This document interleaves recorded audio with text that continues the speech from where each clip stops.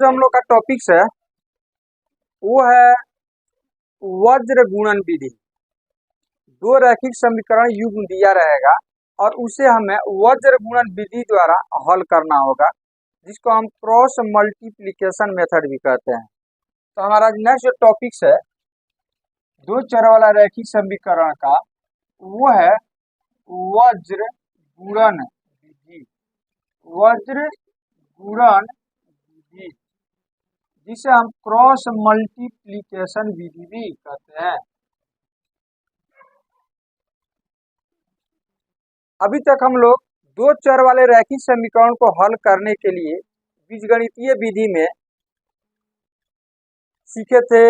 एक था प्रतिस्थापन विधि और दूसरा था विलोपन विधि। तो आज हम लोग सीखने वाले हैं कौन सा विधि?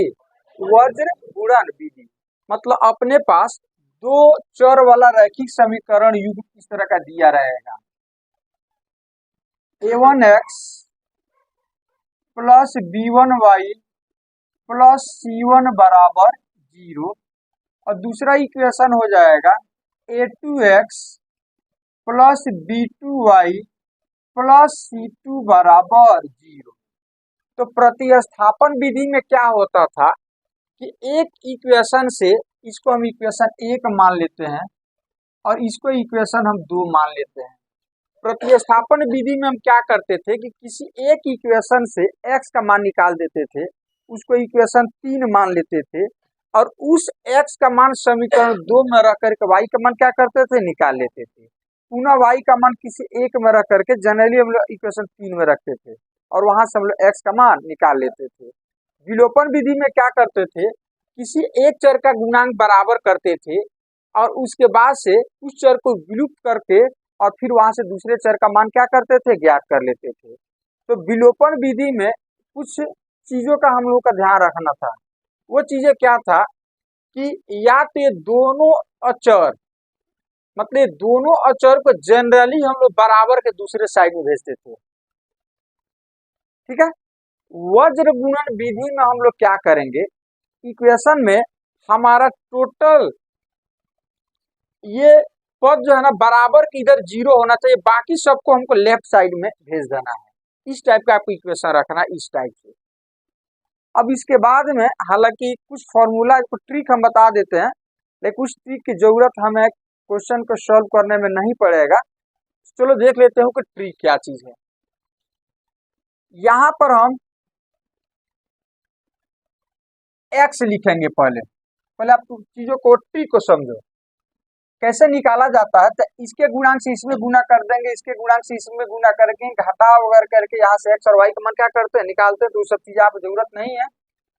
चलो देखते हैं। यहाँ पर आप लिखेंगे x, यहाँ पर लिखेंगे इस तरह से बट्टा, मतलब हम x बट्टा। तो जब x लिखेंगे ना तो ये x वाला टर्म खत्म हो जाएगा, ये वाला टर्म क्या हो जाएगा? खत्म हो जाएगा। अब क्या बचेगा? इधर वाला। तो इधर वाला में जो अचर है ना वो क्या है? b और c बचा। ये वाला तो खत्म हो गया, तो इसमें a है, x का गुणांक a, यहाँ भी x का गुणांक a1 a2 है। तो जब ये वाला टर्म खत्म हो गया तो इसका मतलब a1 a2 भी खत्म हो गया। तो क्या बचा? इधर वाला टर्म। तो इधर वाला टर्म में अचर कौन है? b1 c1 b2 c2, तो मतलब b c बचा, यही ना बचा। तो आपको करना क्या है कि जो बचेगा वो यहाँ पर लिख दीजिए। क्या बचा? b और c। तो यहाँ पर लिखिएगा bc माइनस bc। क्या लिखिएगा? c minus bc। अच्छा जी, चलो आगे बढ़ते। अब हम बराबर y वाला टर्म लिया, तो y वाला टर्म लेंगे तो ये खत्म हो जाएगा। ये क्या हो जाएगा? तो क्या बचेगा? ये वाला और ये वाला, c और ये बचेगा। तो b वाला खत्म हो गया, तो हम लोग आगे बढ़ेंगे तो पहले c मिलेगा कि a मिलेगा? हम ऐसे ना बढ़ रहे हैं। तो क्या मिलेगा? तो यहाँ पे लिखिएगा सी ए माइनस सी ए। इसमें b वाला टर्म है तो b तो खत्म हो गया, तो सी और ए ही ना बचा, चाहे ए और सी बचा। तो चूंकि हम ऐसे बढ़ रहे हैं तो हमें बी के बाद क्या मिलेगा, सी। अब फिर ऐसे घूम के आएंगे तो क्या मिलेगा, ए। तो पहले कौन मिलेगा, सी। तो लिखेंगे सी ए माइनस सी ए। अब एक्स और वाई तो खत्म हो गया। अब इस अचर के बदले में हम लिखते हैं वन। क्या लिखते हैं, बट्टा। अब ये खत्म हो गया, वन का मतलब इसका C1 C2 खत्म।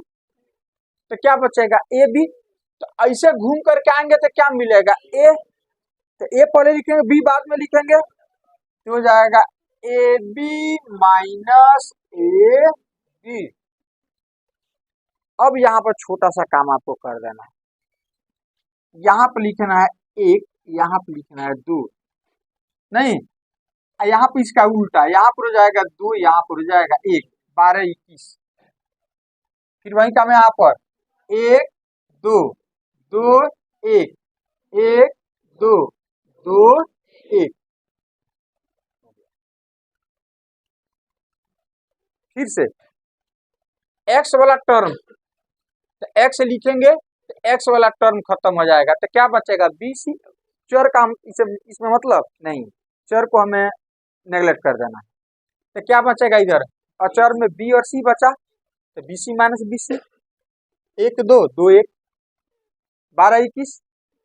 चलो अब वाई वाला टर्म, तो वाई लिखे, ये वाला टर्म खत्म हो गया। तो क्या मिलेगा, सी और ए।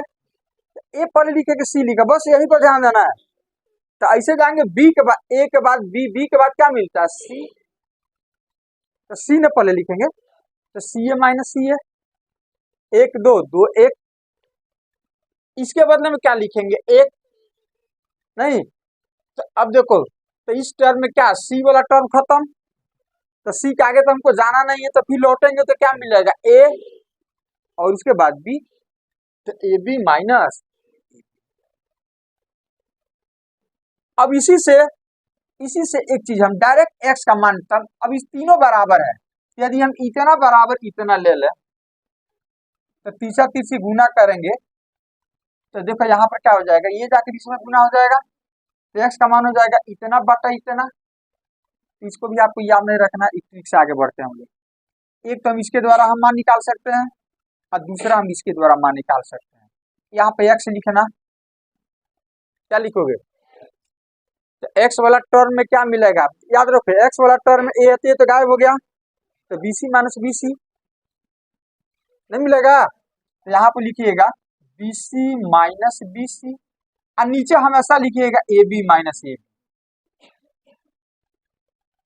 तो यहाँ पे क्या लिखिएगा, एक दो, दो एक, एक दो, दो एक।